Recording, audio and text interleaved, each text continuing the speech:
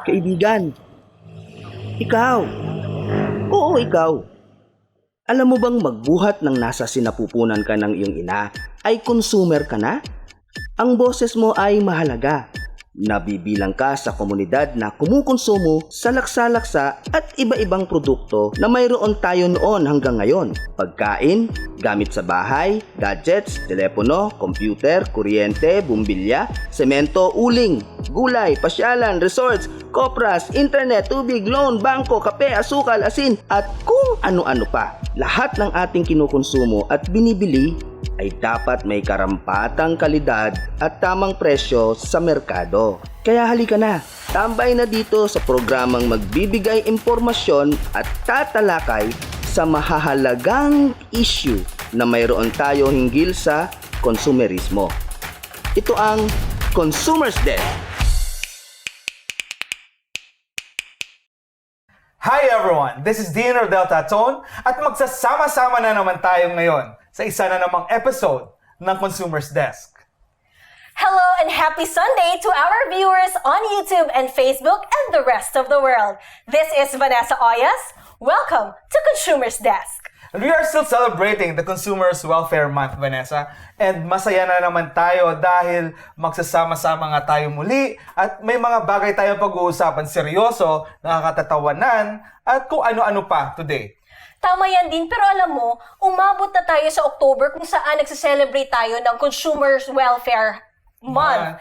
At matagal na tayong naninirahan sa online world. So I'm very excited to discuss with our guest tonight yung online world and the online consumers. The online world and the online consumers is part of the new normal that we are living in. And sa mga pananaw natin, may nagbago ba? Dahil tayo ay naging masigasig, naging mapagmatsyag, naging mas aware of whatever it is in the online world. So tama yan din. So for today's episode, we will be discussing the online transactions and online purchases. And we'll also look into the character of the online consumer. Is there a change in the character of the consumer? But before we proceed to our formal discussion today, let us watch this video.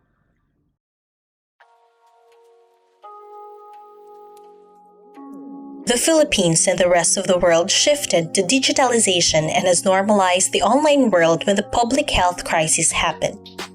The COVID-19 pandemic has certainly taken a toll on our economies. Technology plays a significant role in keeping our economy alive. Different online payment methods emerged, and we all welcomed cashless transactions. The new normal increased online sales, and the digital platforms grow amid fear of COVID-19. Pero kamusta kaya ang ating mga consumers sa kanilang mga transactions online?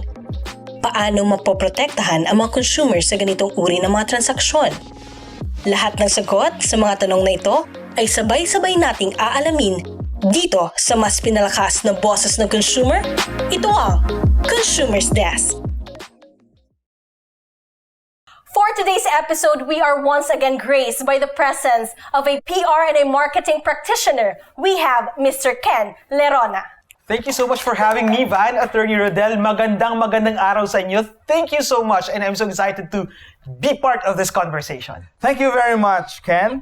And of course, we are joined today by my co-host also in my other program, I Know Right. And she is a lawyer, professor, consumer, ano pa? She is Attorney Christy Jane Balino. Happy Sunday, everybody!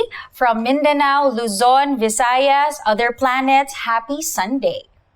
Welcome to our show, Attorney G, and again, Mr. Kenn. Thank you very much kasi nandito na naman tayo, no? So, I have mentioned earlier about looking at the character of the consumer in this new normal. Is there a change or was there any change that we have to cope up with in the new normal? So my first question is, ano ba ang karakter ng isang consumer ngayon, Ken?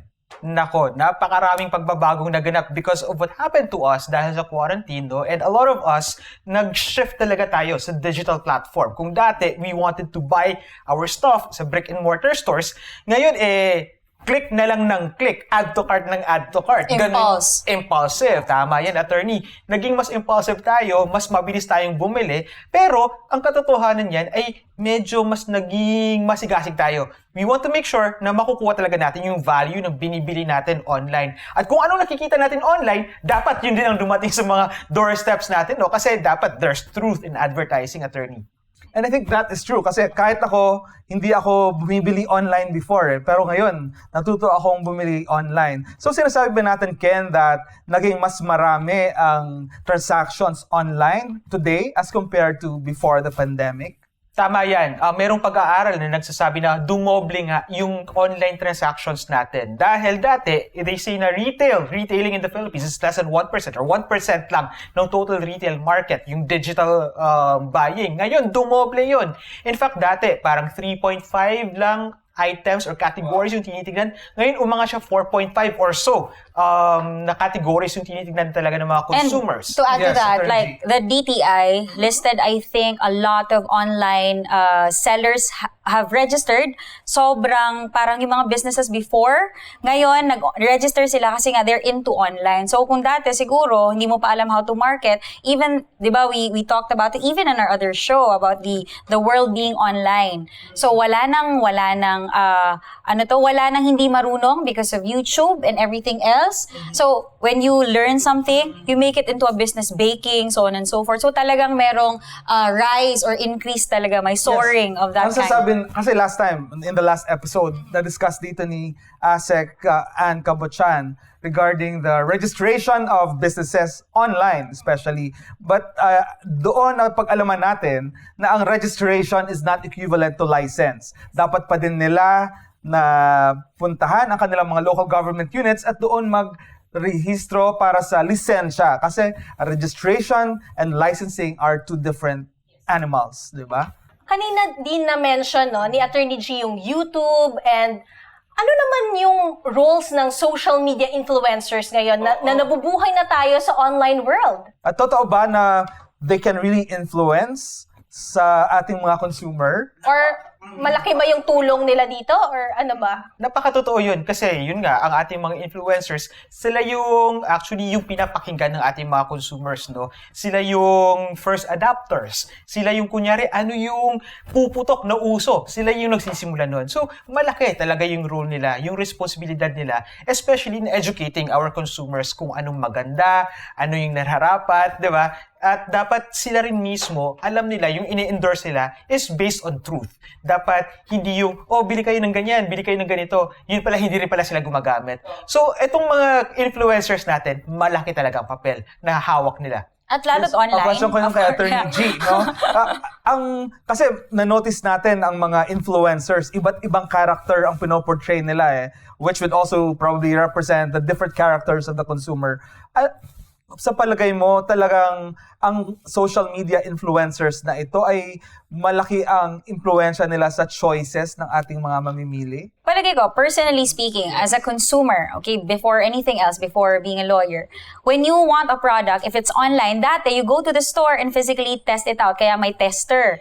Ngayon, because of COVID, you can't do that. So what's the best way? In fact, the best way for online selling to actually sell is through marketing. And whereas that, it's Facebook. You don't really pay for tarps anymore. You don't pay for those things. But you utilize social media and particularly influencers. Well, hindi naman siguro sila tatawagin influencers kung wala silang na-influence to begin with. Ako mismo, as a consumer, I always search online for certain things na may idea ka palang bibilhin. So, if it's a makeup product, if it's food, for example, you read reviews. But, ang tanong, to whom do you believe or to whom do you subscribe? Siyempre, dun sa medyo credible naman.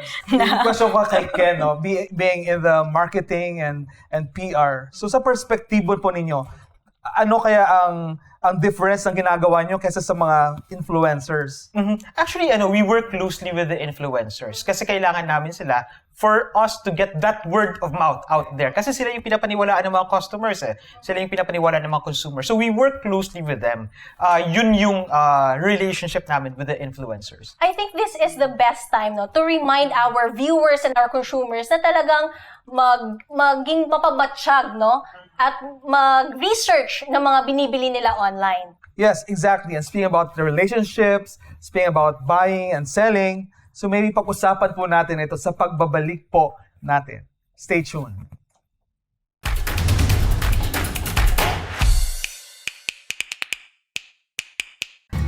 Kamusta mga kaibigan? Ito ang Consumer's Review kung saan titingnan natin ang mga serbisyo o produkto. Sila ba'y dekalidad o sang-ayon sa pamantayan na isinasaad ng industriya. Dahil tayong mga consumers, kailangan natin itong malaman. As we always say, we have the right to know. Halika samahan niyo ako at tuklasin natin ang paboritong produkto ng ating mga consumers. Ang kape. Tara!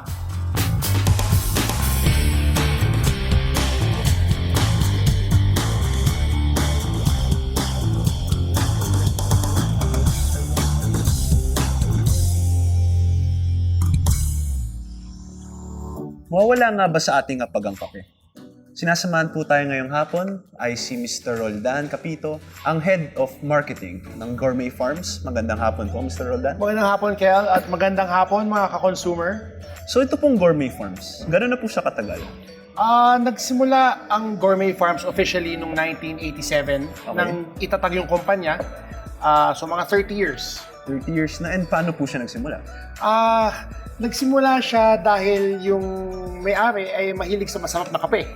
At gusto niyang dalhin yung mga kape ng Pilipinas sa mundo at yung mga kape ng ibang bansa dalhin sa Pilipinas para ipatikim sa mga Pilipino. Meron ho bang pagkakaiba ang kape ng Pilipinas sa kape ng galing sa ibang bansa? Well, basically, may 4 na klaseng kape. 4 na species, general species. Meron Arabica, Robusta, Excelsa, at Liberica. Ang kape kasi, tumutubo lang siya sa coffee belt. Karamihan yan is mga bansa na nasa equator. May specific na climate, may specific na taas. Kailangan mataas ng konti sa sea level. Mga ganyan. So kung magtatanim ako ng kape dun sa bakuran namin, medyo pangit yung Medyo mahirap, tsaka pangit lumabas. Hindi kasing sarap na ininom natin ngayon. Una-una, ang planta natin ng kape ay nandito lang din sa farm namin. So, dito namin niluluto ang kape. Dumadating yan sa amin green beans, no? Ang kape kasi nanggagaling sa iba-ibang farm, nanggagaling sa iba-ibang bansa. Dumadating sila dito sa farm na green beans. Tapos dito yan niluluto. Dito yan rino-roast. Dito natin gagawin yung iba-ibang pagluto para lumabas yung iba-ibang blend. Ano bang pinagkaiba ng instant coffee sa ngayon kung ginagamit ng mga whole bean coffee? Well, basically, yung whole beans, pag yan ang ginamit mo, makukuha mo yung buong health benefits ng coffee. Kasi ang coffee kasi antioxidant yan eh. So it's good for the health. Ngayon, pagka dun ka napupunta sa 3-in-1 na kape, kadalasan that's chemically processed, mas madami ng asukal, so hindi na siya ganun ka-healthy. Parang ang sa paningin nga namin is ang 3-in-1 is parang candy na yan. Katulad dito mga to, yung Kapilipinas line natin, single origin siya, meaning sa isang lugar lang nanggagaling. So it's 100% Arabica, which is one of the beans that I was talking to you about. Tapos kunyari ito, galing lang tong Sultan Kudarat. Single origin siya. Yung hawak mo naman, single origin siya, galing Bukidnon lang.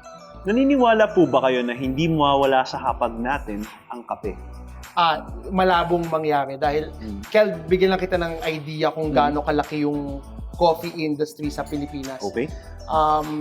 Ang yearly demand ng kape natin is nasa 130,000 tons. Okay, ang kape na napoproduce ng bansa is only 30,000 tons a year. So, yung 100,000 tons, kailangan pa namin, katulad namin mga trader, kailangan pa namin i-import yan. So, lahat ng mga trader kailangan mag-outsource. So, kung mapupuno ng mga farmers natin yung pagkukulang na 100,000 tons yearly, ang laki pa ng development na pwedeng abutin ng kape. Bilang Filipino consumer, ang pinakamagandang tulong na maibibigay nyo sa industriya ng kape is bumili ng kapeng Pilipino. Malakas uminom ng kape ang Pilipino, pero ang iniinom natin kape is 3-in-1. And kadalasan yung mga 3-in-1 is galing sa ibang bansa, yung brand.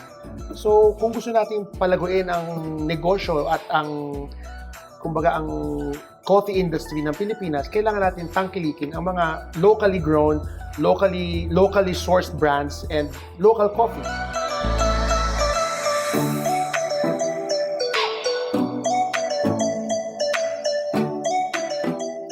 kasama po natin ngayong hapon ay si Mr. Leonard Reyes, ang Head of Coffee ng Gourmet Farms. Welcome to Gourmet Farms roasting facility. Well, dito namin linoload yung raw coffee beans and air will push all these beans to the roaster on the other side.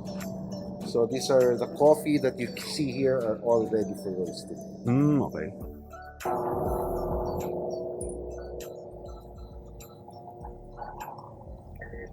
Ano po ulit tong facility ito? Dito po ang dalawang roaster namin. As you can see, we have a big one and we have a small one.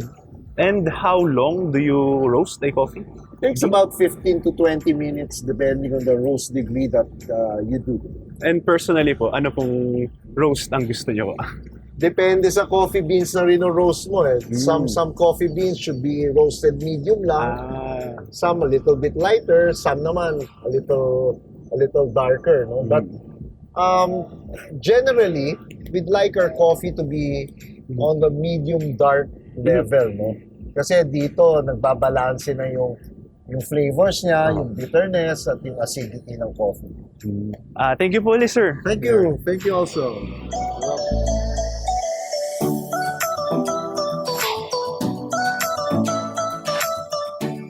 Siguro sa mga consumers na lang, gusto ko kayong imbitahan sa Gourmet Farms para makita nyo ang mga produkto na aming binapakita sa market. Pwede nyo din kaming bilhin sa mga supermarket sa Metro Manila. At bisita po kayo dito para makita nyo yung farm at makatikim ng aming pagkain.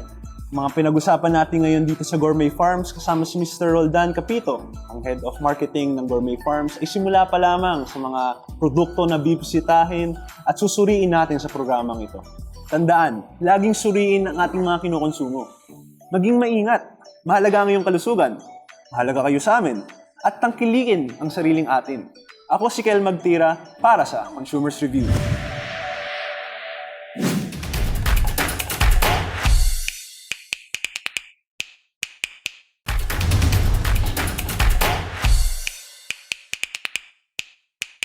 So yun guys, nakita niyo na yung ating consumer review kung saan na-highlight yung napakasarap na coffee from Gourmet Farms. Of course, from the mainit na kape at sa mainit na diskusyon natin today, pag-usapan natin kung paano nag-cope up ang mga negosyo because as you understand, there are ups and there are downs as well, no? Yung sa transition, no? Kasi mahirap Yes, din naman exactly. talaga parang yung mundo natin biglang nagbago because of this pandemic. With that click, you Yes. know? Yeah, so ang question ko ngayon is, let's start with Attorney G siguro. So, in terms of, for example, kasi I know you're handling businesses also, paano nag-cope up ang ating mga negosyante, ang ating mga businesses on this aspect? Siguro, ang isang napansin ko talaga is that kailangan, if you don't adopt, you die. Talaga. Yung adopt and adapt. Alam mo yon? You adopt to the trends, you adapt to the changing world. Kasi sa ngayon, if nobody goes out and you're still in the traditional mode of selling,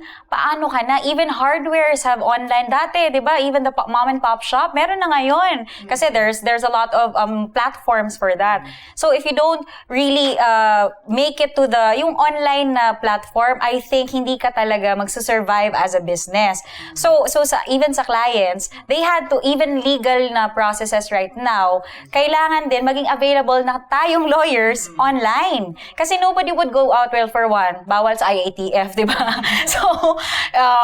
So sa mga ganun, even in the legal aspect, you really have to look at it na kahit ang lawyers nga available online, ang doctors available online, everybody is available online. So if you're a business, it's a good thing kung may ganun ka ng venture. Kung wala naman, then you really have to learn about it, di ba? Kasi kung hindi, patay ang negosyo. Kasi safety first din naman tayo eh. Yes. Diba? Kasi kailangan natin social distancing. Kahit naka-face mask, hindi pa rin tayo Assurance, natatahimik on this aspect. So speaking about living, dying, survival, adopt, si Ken naman, sa kanilang perspective, paano ang mga negosyo, paano ang mga brands nag-cope up with this? Tama yan. Tama si Attorney, no? Kasi kung hindi ka talaga mag-adapt, no? At mag-adopt ng digital na platform, mawawala ka. So ito nga yung sinabi ko sa last episode natin, nakakatuwa. Kasi tayong mga Filipino business owners, mabilis tayong mag-adjust eh. Alam mo yun?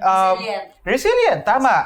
At nung pumutok itong quarantine nga at mga bawal lumabas, 'di ba?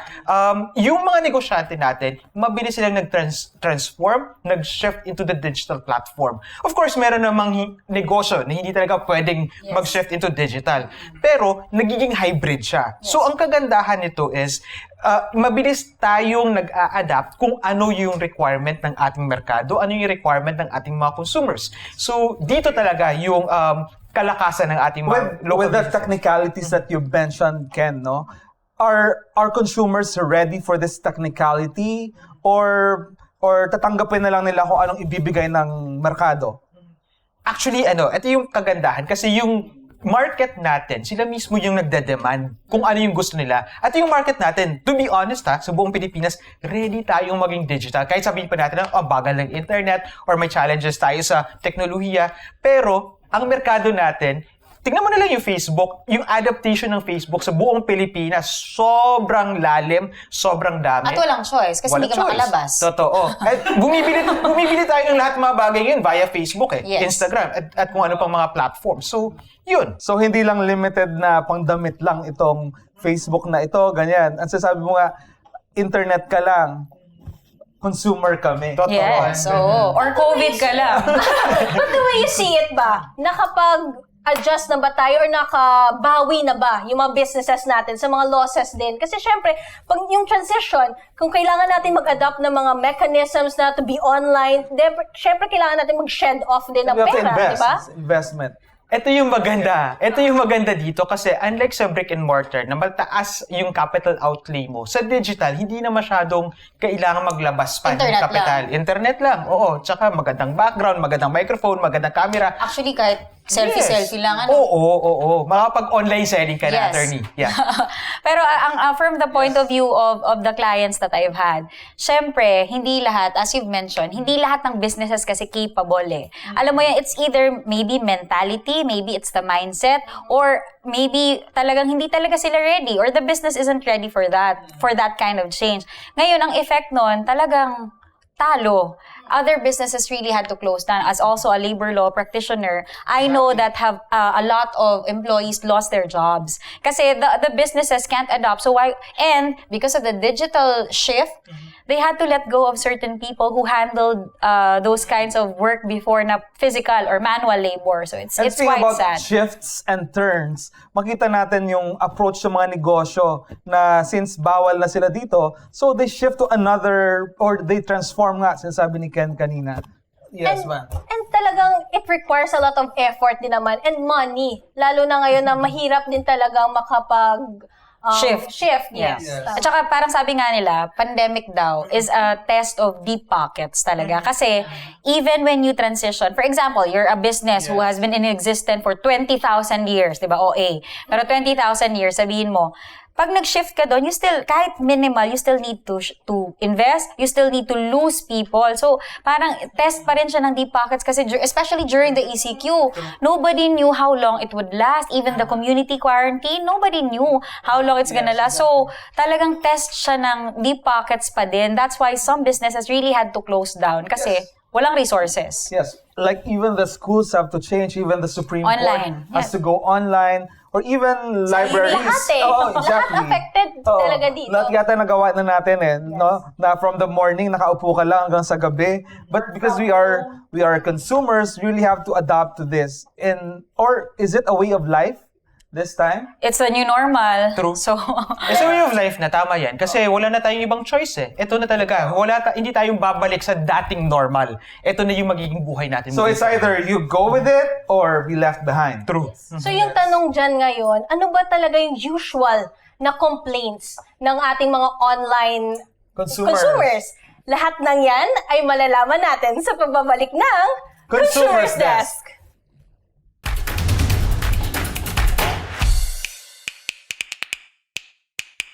Before we proceed, we would like to thank Grand Line Philippines Corporation, of course, Junki-san and Marnelli, for giving us this space, our new home. All right? And of course, we also would like to invite you to watch Tayo TV and its programs like I Know Right, where I am with Attorney G there, and Kuracha. We would also like to say hello to our friends in Famous Digital, the most prestigious award-giving body. Watch out in December 2020. And so before tayo nga kanina nag-break, no, meron tayong question na what are the usual concerns or the issues encountered during yung sa transition ng online? Yeah, siguro tanungin natin si Ken, no? Issues, concerns, especially that you belong to the marketing and PR.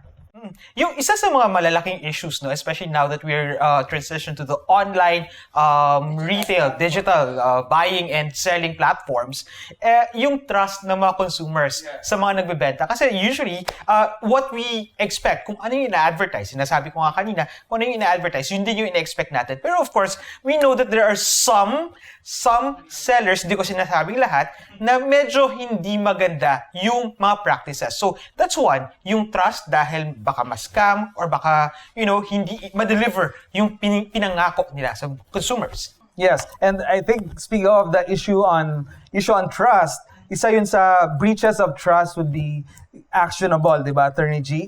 And in the experience din yung Attorney G sa practice ng law and of course dealing with consumers, ano ang mga usual complaints na narereklamo ng ating mga consumer? Okay, as a lawyer, sige, unahin natin siguro as a consumer, di ba? When you cannot see something, mahirap. Kasi malay mo ba kung tao ba yun?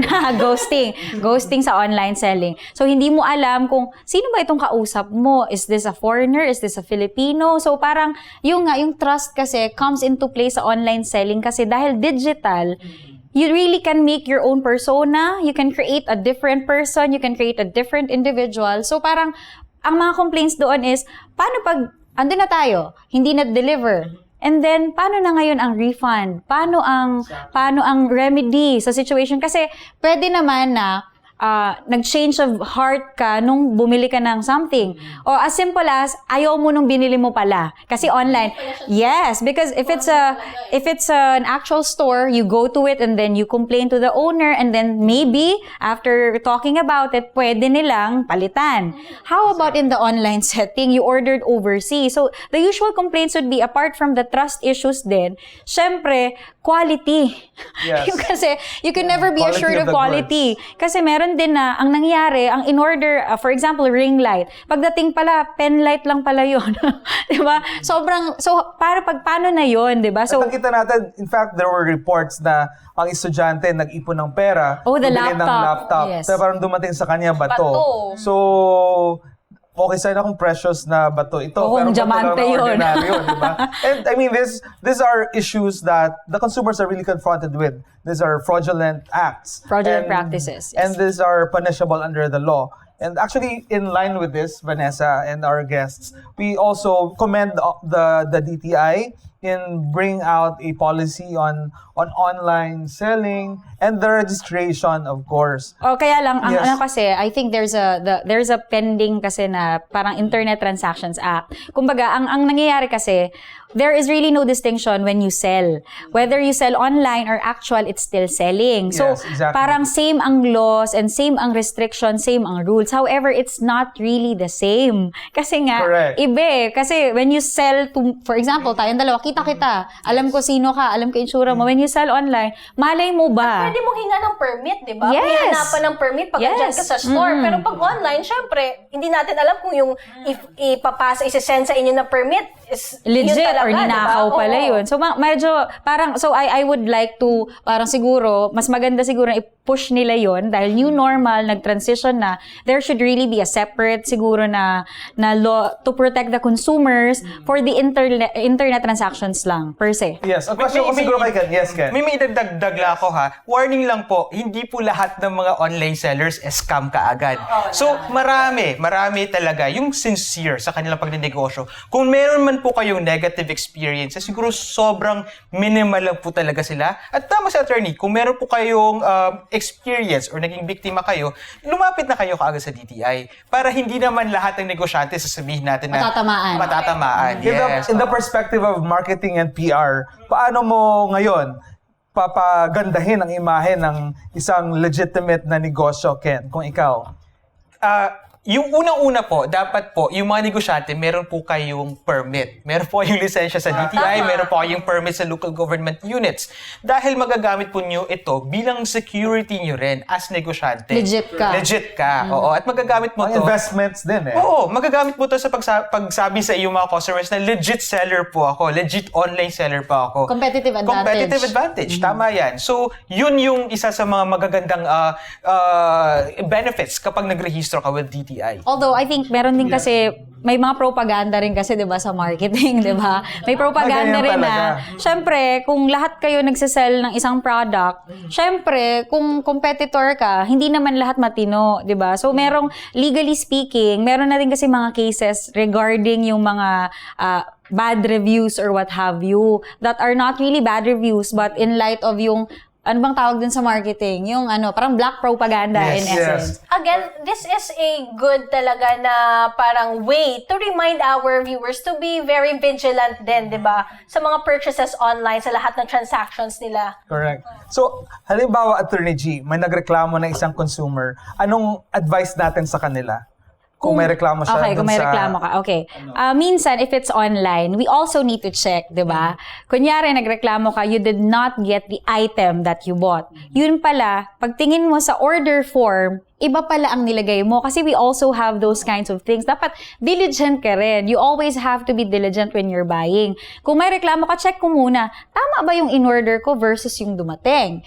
And then, if you really found out na talagang mali ang natanggap mo, then if it's DTI registered, then you go to the DTI. Or if it's SEC, pwede rin sa SEC. But again, meron kasing civil, may criminal, Yes, may correct. admin na aspect. Pero DTI is very good because it has its own social media page na, at saka dahil nga digital tayo ngayon, even ang reklamo digital na rin. Correct. Alam mo yun, kaya lang, gusto ko lang na ang consumers mag-ingat din kasi there is a thin line between reklamo and libelous remarks, di ba? So, kumbaga, kung may reklamo man tayo, siguro we need to temper it na legit ba? Parang ganon. Parang ganon yung ating reklamo. Yes.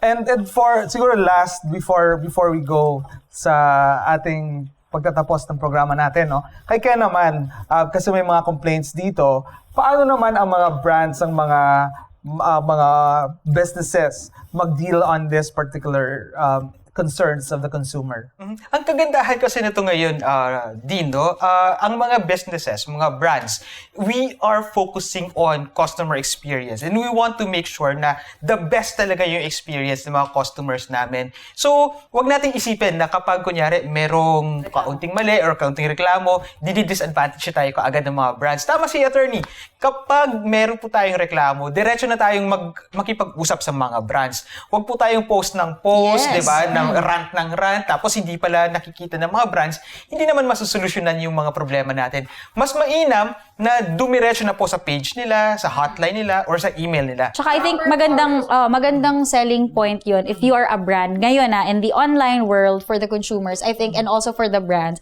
I think it's a good selling point that you have good customer service. Kasi, Yes, exactly. kumbaga, ako, even personally, if I have a complaint, I would overlook kung ano man yon if that brand would have good customer service. Diba? At the end of the day, kausap, communication, yun ang ano. That's perfect. Napakaganda talaga ng discussion natin for today. But I think, no, we have already covered na yung topic natin for this episode. Exactly. So, ayun, before we end the part 1 of our discussion, let us move to our segment, which is Consumer Fact. So, today, we will be all together know the different responsibility of a consumer. Dean? And of course, it is our hope to leave everyone, of course, our viewers, na may matutunan tayo sa edisyon na ito. And today, our lesson is the consumer responsibility on social concern. Ano nga ba ang social concern, Van? Siyempre, pag isa kang consumer, kailangan din na maging concern ka sa mga kapwa mo din consumer din. We have to be mindful din sa ating mga purchases. We have to be aware of the impact of our consumption to the others, like to the less fortunate, to those who need, for instance, food. We avoid food wastage, for instance. Lalo na ngayon na nasa pandemic tayo, no, we have to be very concerned din sa mga kapwa natin consumer. And I think that's part of social concern. So kung mga bagay na mga makabuluhan pa or makakatulong pa sa iba, let's not waste it. If we can preserve them, we have to utilize that for the future use. So in the larger perspective kasi, kailangan natin tignan ang impact ng ating individual actions, no? And I think that's being a responsible consumer. Kasi at the end of the day, sabi nga, lahat naman tayo consumer eh. So, might as well, no, be responsible. And let's take this opportunity, no, to help others as consumers na din. Exactly. And of course, maraming salamat sa ating mga panauhin ngayong araw na ito. We would like to thank, of course, Mr. Kenn Lerona, a PR and marketing practitioner. So, Ken, do you have any message or meron ka bang babatiin? Alright, maraming salamat din. Maraming salamat, Vanessa, sa ating mga audience sa pagbigay ulit sa ating pagkakataon upang ma-explain kung ano ba talaga ang role namin sa brand, sa marketing, sa PR, sa buhay ninyong mga consumers. At siguro pwede naman ako bumate, no? Ginapanamyaw ko lang ang mga kasimanwa ko sa Iloilo, sa Alimu dyan. Thank you very much for watching this show. Padayon! Okay, how about you, Attorney G? Ano naman yung mabibigay mo na mga parting words sa ating mga viewers? And also, bumati na din. Okay. Siguro, as a takeaway siguro dito sa ating segment, at the end of the day, meron kasing concept sa law, buyer beware, okay? Caveat emptor. That's very important. Whether you buy from a store or you buy online, kailangan maging mapanuri, maging mapamatsyag, and maging diligent ka. Kasi ikaw lang din ang magsasuffer, di ba? At the end of the day. So parang siguro yun na lang, as a consumer, kasi tayo consumers tayong lahat eh. So mag-isip tayo, total may internet na, you can search for a brand, you can search for reviews, you can do whatever it is necessary para naman hindi ka kawawa. Sa aking naman, siguro pwede bumati. First of all, thanks Vanessa for inviting me here, and to my co-host sa I Know Right. Thank you Yes, for inviting I me know, here right? again. Yes, it's good to be back. Sabi kong ganun. Hello po sa aking family, my mom in Cotabato City and my brother, all the people in Cotabato City who are watching, and in Mindanao in general. Wow, ang daming scope. Yes, and to all my students, past and present, who are tuning into this show. Thank you so much to all the supporters and friends. Thank you so much, and thank you to this show for providing an avenue for all consumers to know what is and what should be in terms of being a consumer or a responsible consumer. Thank you. Okay, thank you so much again, Mr. Ken and Attorney G. So, but before we end this episode, of course, we will not let this pass without saying hello to our viewers on YouTube and on Facebook. Of course, to my mama and papa in Cabangcalan City. Hello sa inyong lahat at sa mga kapatid ko and kay Kuya Alden. Of course, I would also like to thank my stylist, Miss Angeli Marmeto, and my makeup artist, Jennifer Tigtig. Hello, and also Dean. I would like to thank, of course, So, napakaganda sa nating magandang set, Miss Donna Thorne. Thank you so much. And of course, thank you to Ray Camarines for the food, and to our staff here. Maraming salamat. And sa mga nanonood kong mga kaibigan sa Iloilo, sa Tarlac, sa Mindanao, at kung saan mang sulok ng mundo, maraming salamat po sa inyong lahat. And today we really learned a lot. And one of which is, of course, being an online consumer doesn't make you less of a consumer. Tayong lahat ay consumer from the moment of birth to the moment of death. So dapat tayong maging responsable, dapat tayong matutong mag-adapt at magpatuloy. Ayun, so mga friends namin dyan, please do like and subscribe our YouTube channel and our Facebook page, Consumers Desk. Again, this is Vanessa Marie Oyos. And this is Dean Rodel Taton. And of course, we can't leave this program without greeting my co-host, friend, student, and partner, Miss Vanessa Oyos. A happy birthday, Van. Thank you so much. May God bless you in all your plans and dreams. God bless you. And of course, maraming salamat sa inyong pagtutok sa mas pinalakas na boses ng consumer. At ito ang Consumers Desk!